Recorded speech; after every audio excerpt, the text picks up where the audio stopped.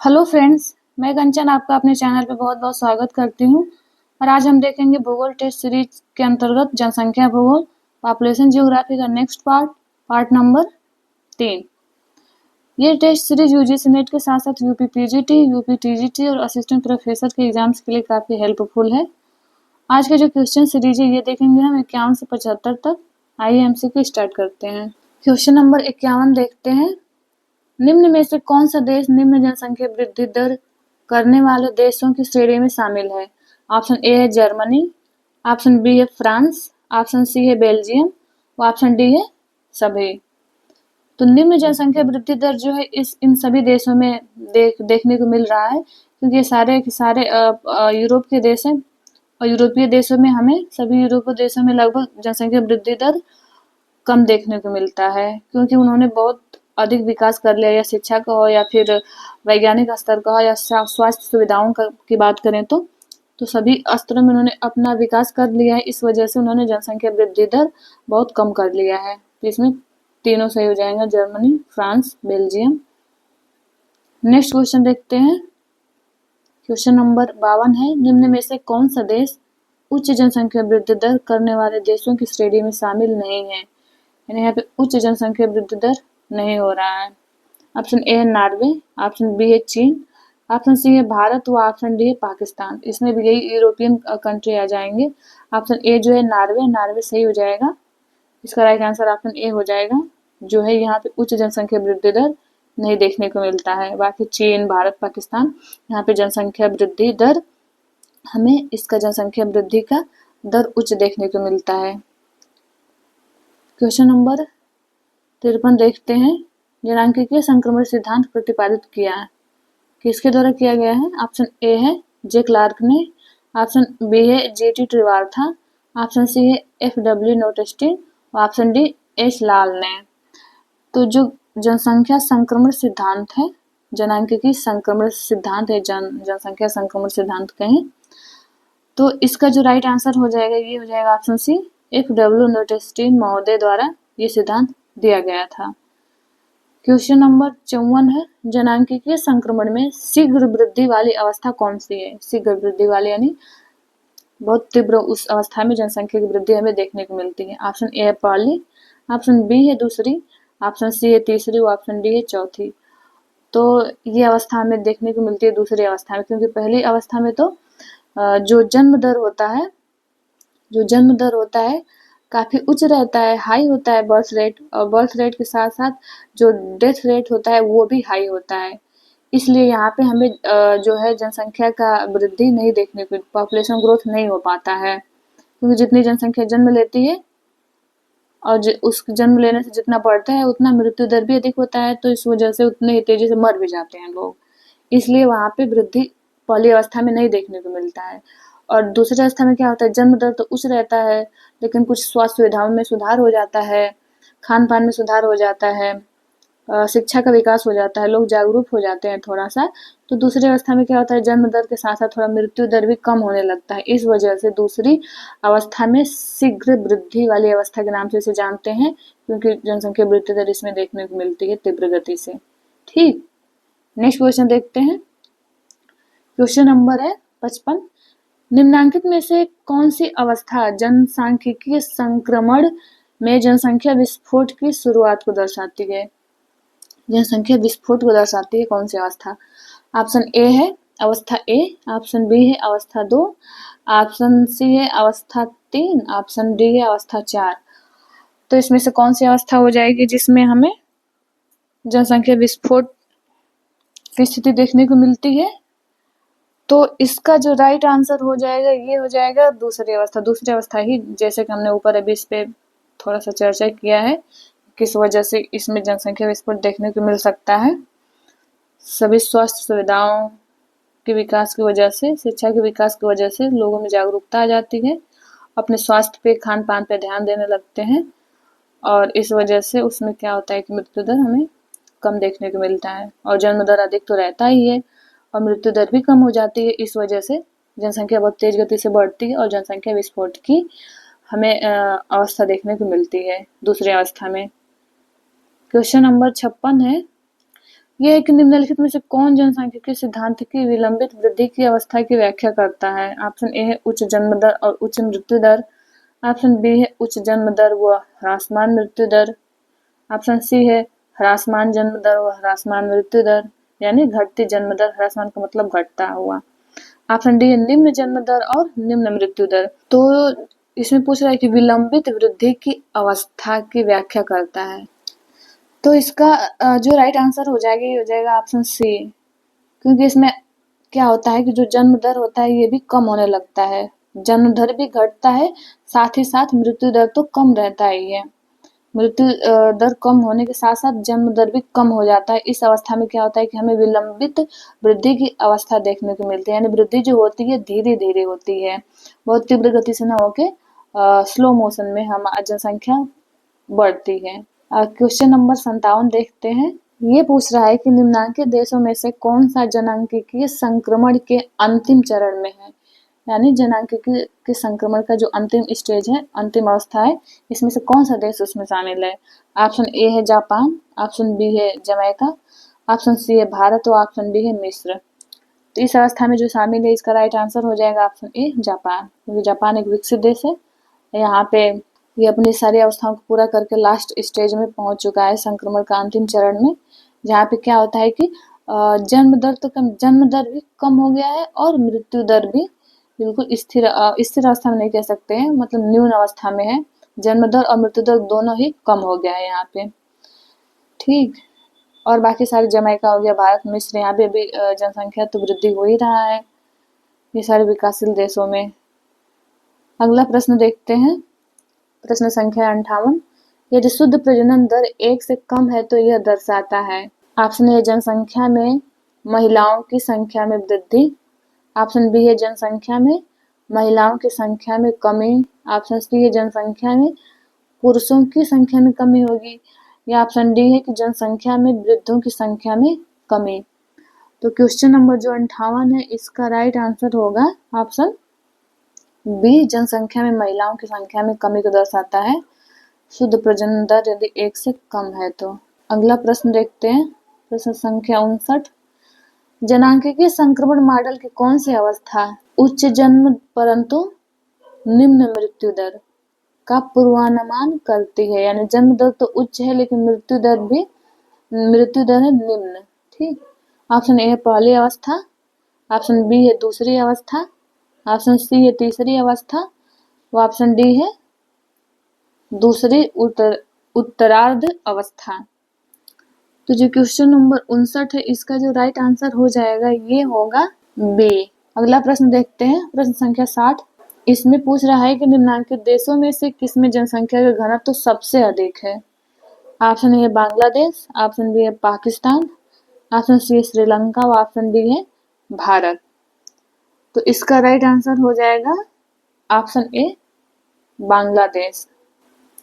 बांग्लादेश में भी जो जनसंख्या घनत्व देखा जाएगा, जनघनत्व वहां का भारत से भी अधिक है। प्रश्न संख्या 61 देखते हैं, जनसंख्या वृद्धि के संबंध में प्राकृतिक सिद्धांतों में किस विद्वान का सिद्धांत शामिल है? प्राकृतिक सिद्धांतों में किस विद्वान का सिद्धांत शामिल है? ऑप्शन ए है माल्थस का सिद्धांत, ऑप्शन बी है थॉमस डबडले का सिद्धांत, ऑप्शन सी है सैडलर का सिद्धांत और ऑप्शन डी है ये सभी। तो इसका जो राइट आंसर हो जाएगा ऑप्शन डी ये सभी। प्राकृतिक सिद्धांत माल्थस, थॉमस डबडले व सैडलर, इन तीनों का सिद्धांत जो है प्राकृतिक सिद्धांत के अंतर्गत आता है। प्रश्न संख्या 62। प्रश्न संख्या 62 है कि माल्थस के अनुसार जनसंख्या में वृद्धि किस श्रेणी के क्रम में होती है? माल्थस ने किस श्रेणी में जनसंख्या वृद्धि होती है बताया था? ऑप्शन ए है अंकगणितीय श्रेणी, ऑप्शन बी है गुणात्मक श्रेणी, ऑप्शन सी है ह्रासात्मक श्रेणी, ये हो जाएगा ह्रासात्मक श्रेणी, ऑप्शन डी है इनमें से कोई नहीं। तो जो जनसंख्या में वृद्धि बताया था माल्थस ने, ये बताया था गुणात्मक श्रेणी। इसका राइट आंसर हो जाएगा ऑप्शन बी, यानी अंकगणितीय श्रेणी, यानी कोई भी चीज बढ़ रही है तो अंकगणितीय में संख्या में बढ़ रही, जैसे 1 से फिर 2, फिर 2 से फिर 3, फिर 4 हुआ, फिर 5 हुआ, फिर 6 हुआ। और इन्होंने बताया कि जो जनसंख्या वृद्धि है अंकगणितीय रूप में न होकर के गुणात्मक, यानी जैसे जनसंख्या यहाँ पे 2 है तो 2 से ये सीधे अब 2 गुना हो जाएगी, यानी 2 गुना बढ़ जाएगी, 4 हो जाएगी। 4 से फिर ये उसका गुणात्मक क्रम में बढ़ेगी तो ये 4 से फिर 8 हो जाएगी, 8 से फिर 16 बढ़ेगी, 16 से फिर 32, 32 से फिर 64। ये जो वृद्धि होगी जनसंख्या वृद्धि, ऐसे बताया था इन्होंने कि गुणात्मक श्रेणी में जनसंख्या वृद्धि होती है।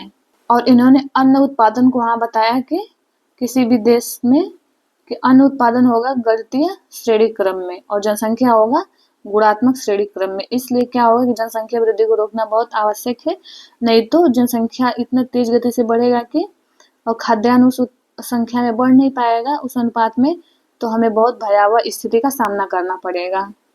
इसलिए इसका जो राइट आंसर हो जाएगा ऑप्शन बी, इन्होंने गुणात्मक श्रेणी में बताया था। अगला प्रश्न है प्रश्न संख्या 63। सैडलर के अनुसार जनसंख्या घनत्व में वृद्धि के साथ मनुष्य में वृद्धि की प्रकृति कैसी होती जाती है? ऑप्शन ए है बढ़ती जाती है, ऑप्शन बी है घटती जाती है, ऑप्शन सी है कभी बढ़ती है और कभी घटती है, ऑप्शन डी है कोई परिवर्तन नहीं होता है।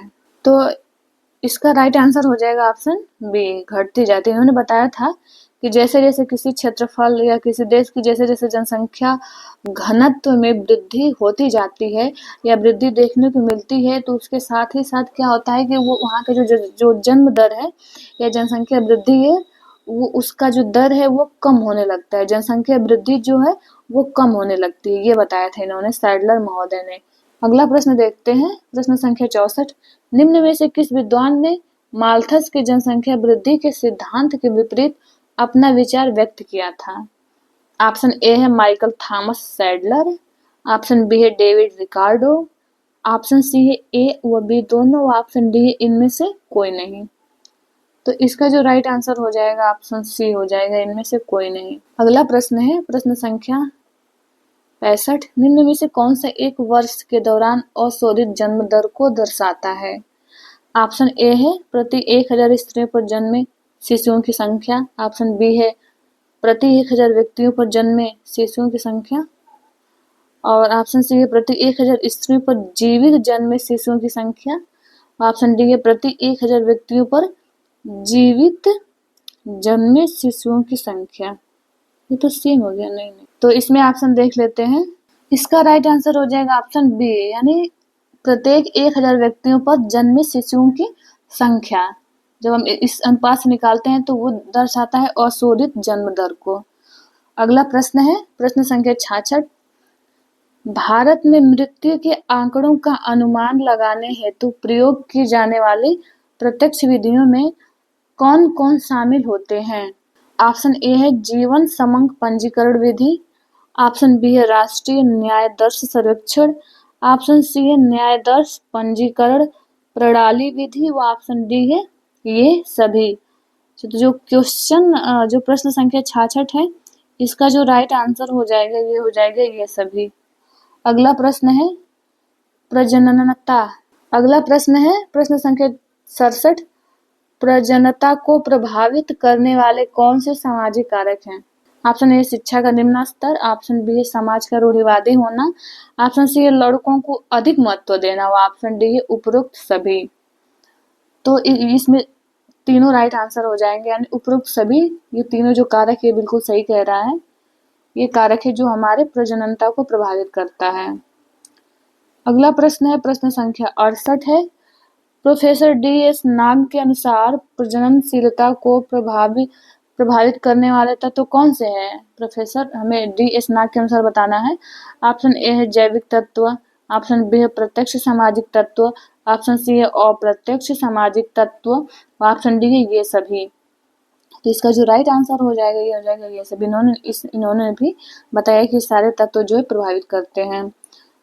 प्रश्न संख्या 69 है। निम्न में से कौन से कारक मृत्यु दर के निर्धारित कारक नहीं है? निर्धनता, ऑप्शन बी है उचित स्वास्थ्य सुविधा, ऑप्शन सी है प्राकृतिक प्रकोप व ऑप्शन डी है शिक्षा का निम्न स्तर। तो ऑप्शन बी हो जाएगा उचित स्वास्थ्य सुविधा, ये जो है मर्त्यता के लिए जिम्मेदार नहीं है। बाकी तीनों निर्धनता, प्राकृतिक प्रकोप व शिक्षा का निम्न स्तर ये सारे हो जाएंगे।